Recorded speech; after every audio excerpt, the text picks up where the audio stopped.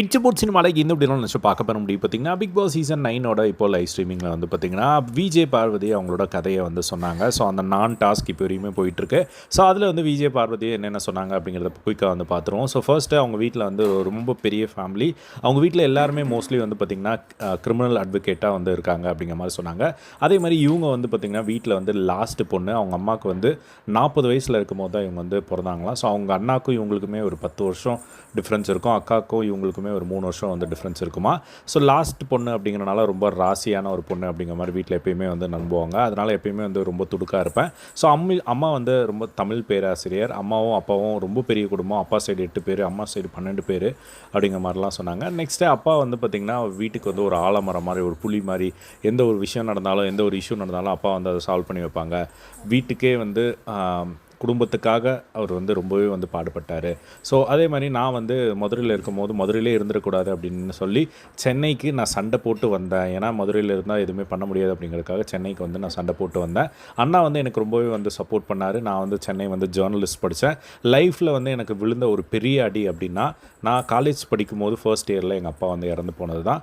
அப்பாவுக்கு வந்து வீசிங் வந்துடுச்சு. ஸோ ரொம்ப மன அழுத்தம் இருந்திருக்கு. அது எங்களுக்கு யாருக்குமே வந்து தெரியல. ஸோ நாங்கள் வந்து சரி அவங்க அப்பா ஏன் இறந்தாங்க அப்படின்னு தெரியாமல் இருந்தோம். அதுக்கப்புறம் காரியெல்லாம் முடிஞ்சுட்டு ஒரு 16 நாள் கழித்து அப்பாவோட ரூமை வந்து க்ளீன் பண்ணும்போது அங்கே ஒரு டைரி இருந்தது. அந்த டைரியில் வந்து அப்பா வந்து எழுதி வச்சுருந்தாங்க. எங்கள் வீட்டில் வந்து நிறைய டெத் வந்து நடந்துகிட்டே இருந்தது. அம்மா, அப்பா அவங்க எல்லாமே இருந்தாங்க. அதாவது அவங்க அம்மா, அப்பா எல்லாருமே. ஸோ அதை வந்து எங்கள் அப்பானால் தாங்கவே முடியாமல் அதெல்லாம் வந்து எழுதி வச்சுருந்தாங்க. ஸோ அதெல்லாம் வந்து பார்த்து வந்து பார்த்திங்கன்னா அவங்க வந்து ரொம்பவே வந்து ஃபீல் பண்ணியிருந்திருக்காங்க. அது எங்களுக்கு தெரியவே இல்லை. அதுக்கப்புறமா வந்து எங்கள் அப்பா பாசம் தான் வந்து எனக்கு ரொம்ப முக்கியம் அப்படின்னு சொல்லி நான் வந்து எங்கள் அப்பா பாசத்தை நான் வந்து மற்றவங்கக்கிட்ட வந்து தேடியிருக்கேன். ஸோ அப்போ வந்து எல்லாருமே வந்து உண்மையாக இருப்பாங்க அப்படின்ற மாதிரி எதிர்பார்த்த போது எல்லாமே யாருமே வந்து உண்மையாக இல்லை. ஸோ எங்கள் அம்மா தான் வந்து எங்கள் எல்லாருமே வந்து ரொம்ப பார்த்துக்கிட்டாங்க. எங்கள் அம்மா தான் wisest woman in the world அப்படிங்கிற மாதிரி வந்து சொன்னாங்க. ஏன்னா கஷ்டப்பட்டு ரொம்பவே வந்து எங்கள் 3 பேரையும் வந்து ஆளாக்கி இப்போ இவ்வளோ தூரம் கொண்டு வந்து விட்டுருக்காங்க. அதே மாதிரி நான் வந்து ஈஸியாலாம் இங்கே வரல. ஸோ உடனே எல்லாம் வைரல் ஆகலை.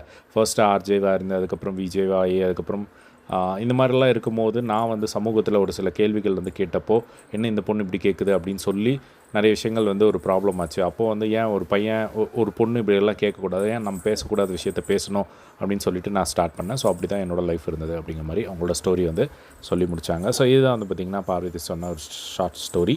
ஸோ இதே மாதிரி எல்லாம் பிக் பாஸ் அப்படி தெரிஞ்சுக்க நம்மளோட சேனலை சப்ஸ்கிரைப் பண்ணி சப்போர்ட் பண்ணுங்கள். தேங்க்ஸ் ஃபார் வாட்சிங்.